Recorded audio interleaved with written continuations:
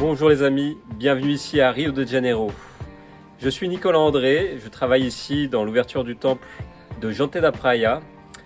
Nous développons ici une transmission du Dzogchen, du bouddhisme de la voie Bön, pour apprendre à se connaître et à se libérer de nos illusions. Savez-vous que nous pratiquons tous une forme de satanisme ordinaire?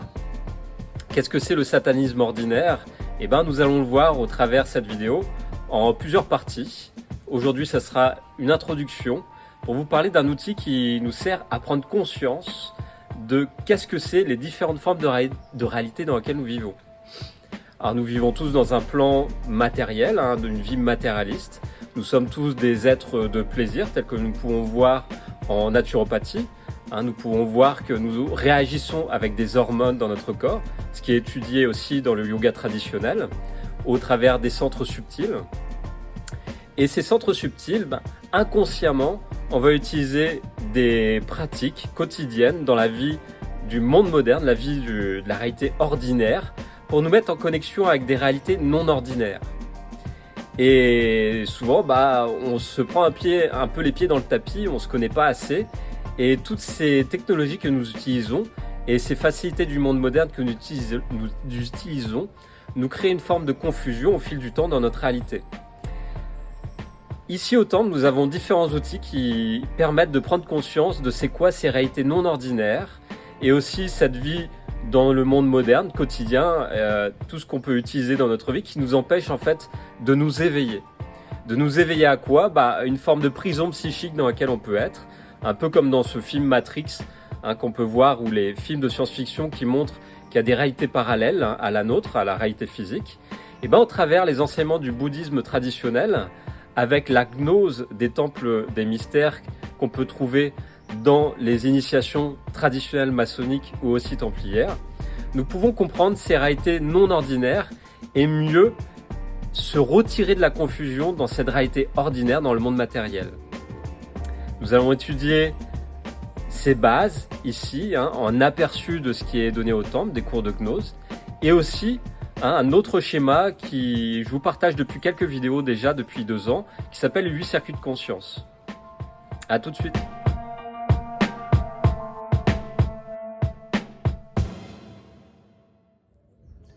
À la base de notre société, d'une civilisation, nous avons une voie traditionnelle. Cette voie traditionnelle, elle a été créée par des hommes de science de l'âme qui appliquent la gnose et qui construisent la société en fonction des forces de la nature pour connecter les humains à ces forces et les rendre en bonne santé et les rendre heureux pour créer de l'abondance dans la société et une vie prospère.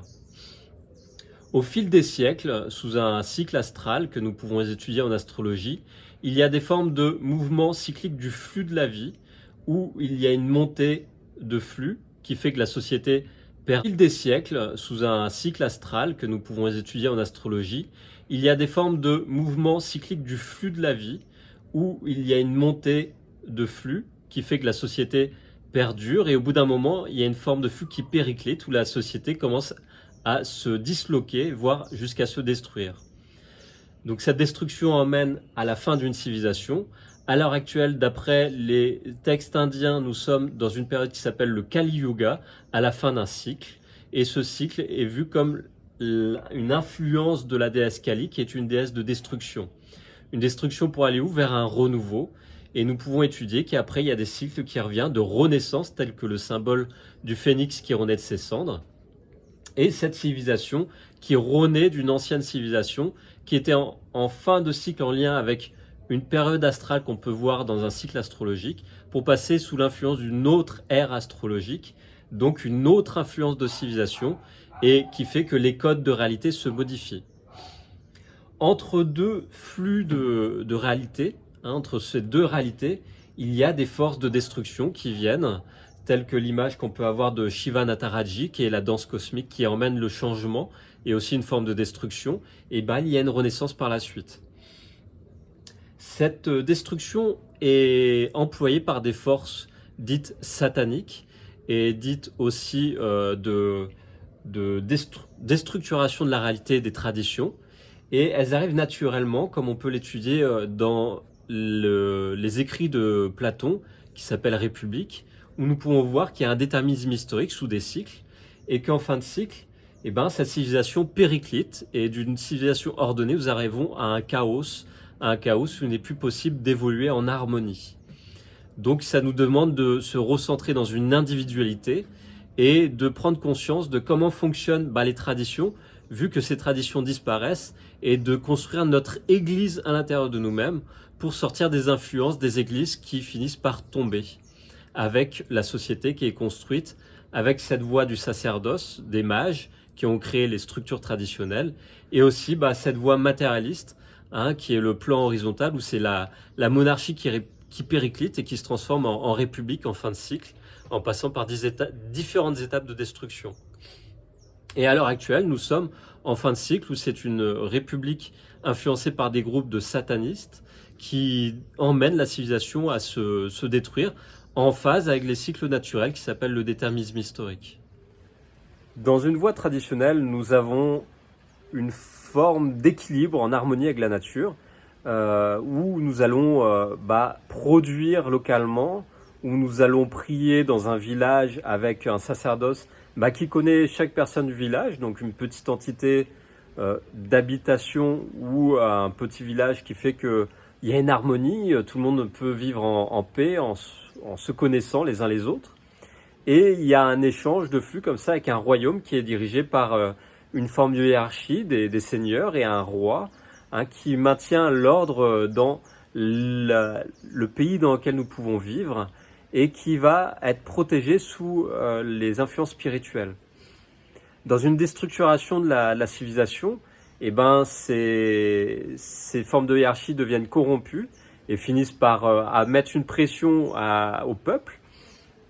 Et au lieu de manger des aliments qui viennent de la localité, nous commençons à exporter d'ailleurs des richesses dans d'autres pays, à exporter aussi nos aliments, au lieu de produire avec intelligence dans un environnement autour de chez nous.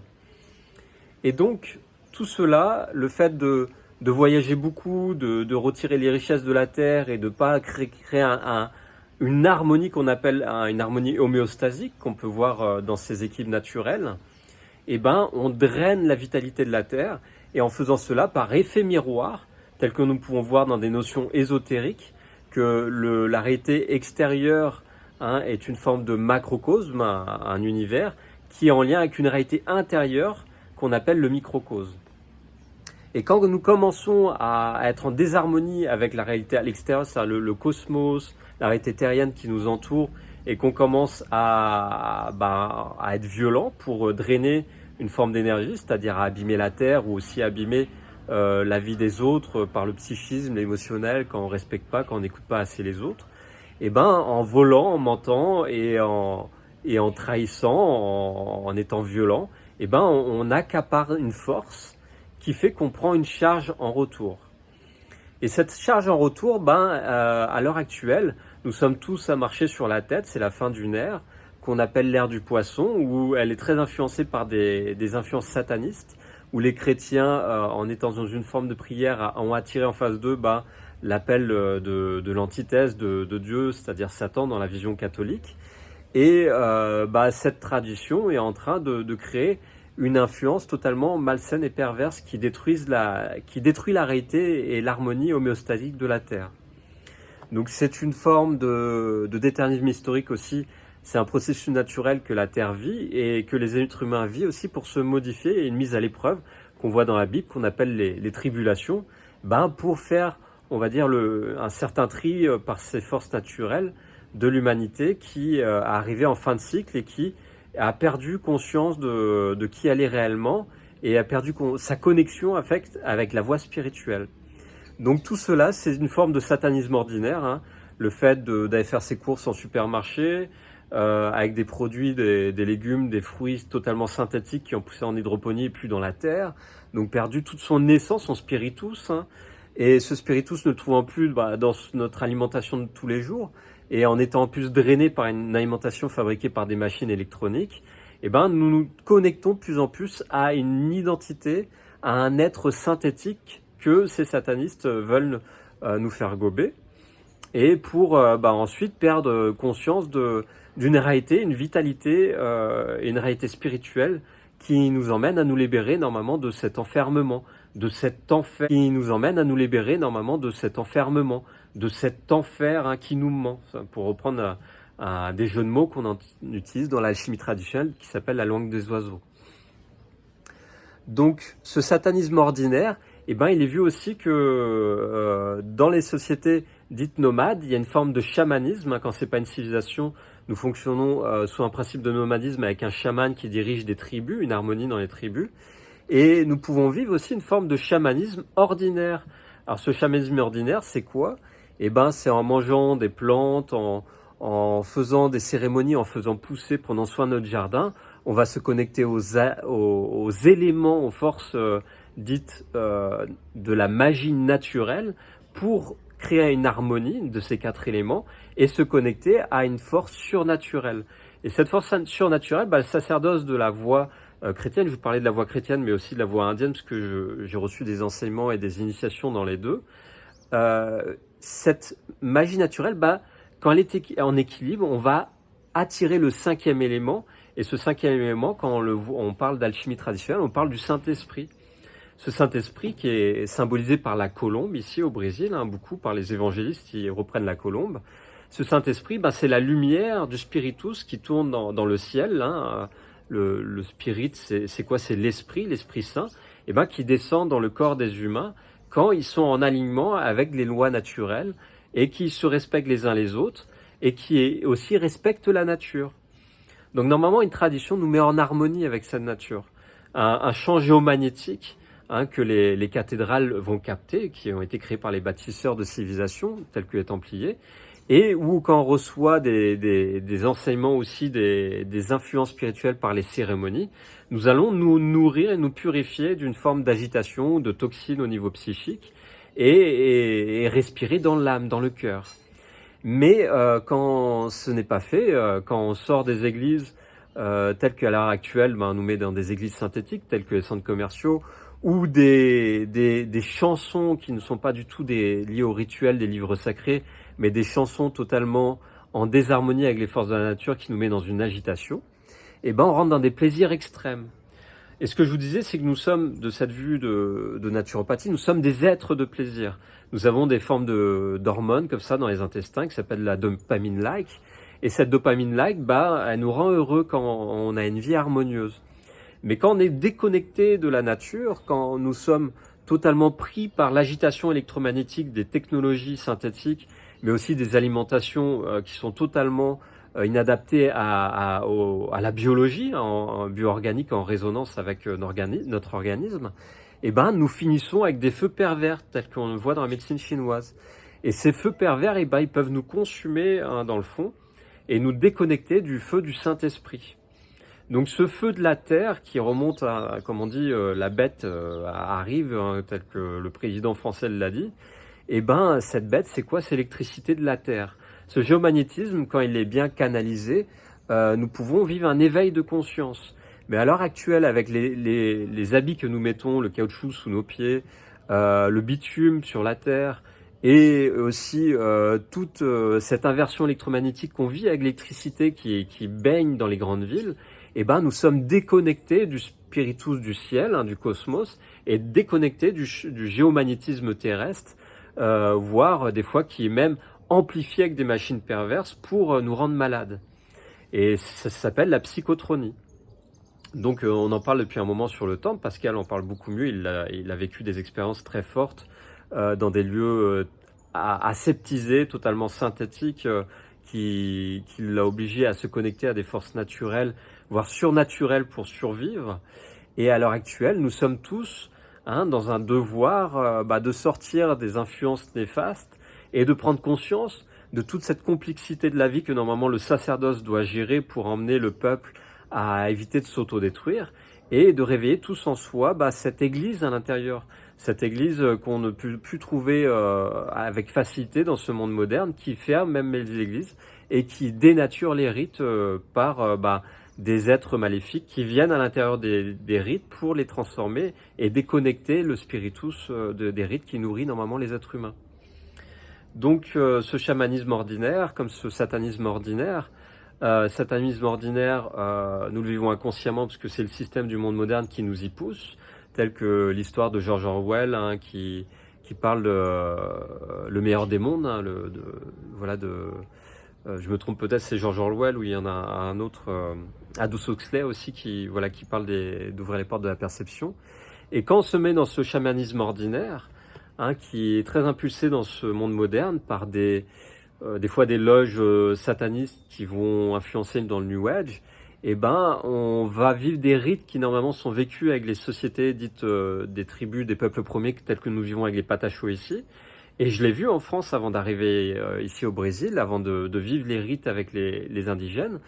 Eh ben, il y a du tourisme chamanique en France. On prend des plantes de pouvoir pour vivre une forme de plaisir comme ça, comme on prend des drogues en teuf. Excusez-moi de l'expression, la teuf, c'est quoi? C'est la fête des festivals électro. Pour vivre des états de conscience modifiés, mais sans le sacerdoce derrière, ce qui est une pure folie.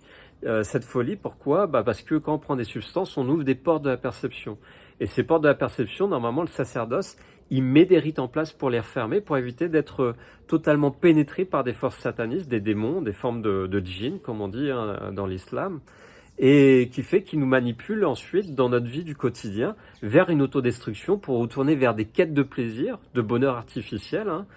mais non plus dans une forme de réalité qui est totalement connectée avec la nature et qui emmène à notre perte, à nous rendre malades et dans la folie autodestructrice, à se perdre dans cette société du monde moderne. Donc voilà, là je fais une petite vidéo un peu plus longue, les 3 minutes que je faisais au début, et c'est important de prendre conscience que si nous ne sommes pas influencés par les rites de la société traditionnelle qui permettent de s'éveiller, comme on voit dans le bouddhisme, c'est-à-dire l'éveil pour aller à la réalisation et la sortie des illusions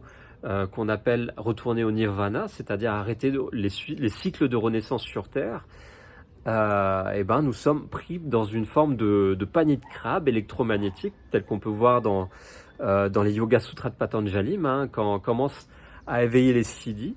Les siddhis, c'est quoi? C'est une forme de pouvoir psychique que les postures de yoga vont éveiller. Et ben, nous pouvons être pris au piège dans ces pouvoirs qu'on appelle les siddhis, hein, qui nous détournent de la vérité, de l'illumination.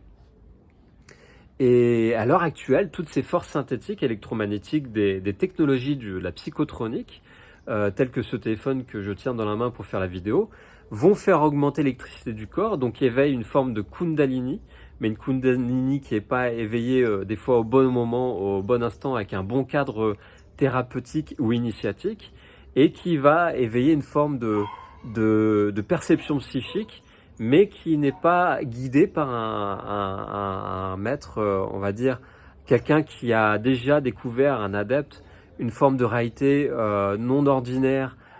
à son plus haut degré subtil, et qui peut aider les autres à se libérer des illusions pour entrer dans cette réalité non ordinaire. Hein, et se libérer, qui est le but qu'on voit, qui a été enseigné par le Bouddha, se libérer du samsara, du monde des illusions, pour retourner en fait dans le nirvana et ne plus revenir dans ce samsara. Mais à l'heure actuelle, tout ce qui est psychotronique et technologie perverse, alimentation perverse, ce satanisme ordinaire en fait dans lequel nous baignons tous les jours, avec les véhicules modernes, les déplacements où on n'est plus du tout en phase avec le lieu, le géomagnétisme du lieu, et nous emmène à nous perdre et à nous déconnecter de cette nature Bouddha qu'on peut voir dans les enseignements tels que nous donnons au temple. Et cette nature Bouddha nous permet d'être conscients à chaque instant de ce que nous avons besoin. Donc éveiller cette église intérieure et ne plus dépendre du sacerdoce extérieur qui des fois peut être corrompu, ne connaissant pas une forme de vérité que les adeptes connaissent au plus haut degré de l'initiation. Parce que des fois, oui, la voie exotérique de la tradition est déconnectée de l'ésotérisme qu'on étudie dans les temples des sciences de l'âme, dites des temples discrets, parce qu'ils ont été chassés pendant des siècles par l'Inquisition, hein, que les satanistes poussaient à développer ou aussi les démons à l'intérieur des personnes, des fois dans le sacerdoce, parce que nous avons tous en nous des personnalités multiples et que sa psychotronie vient agiter et même exacerber,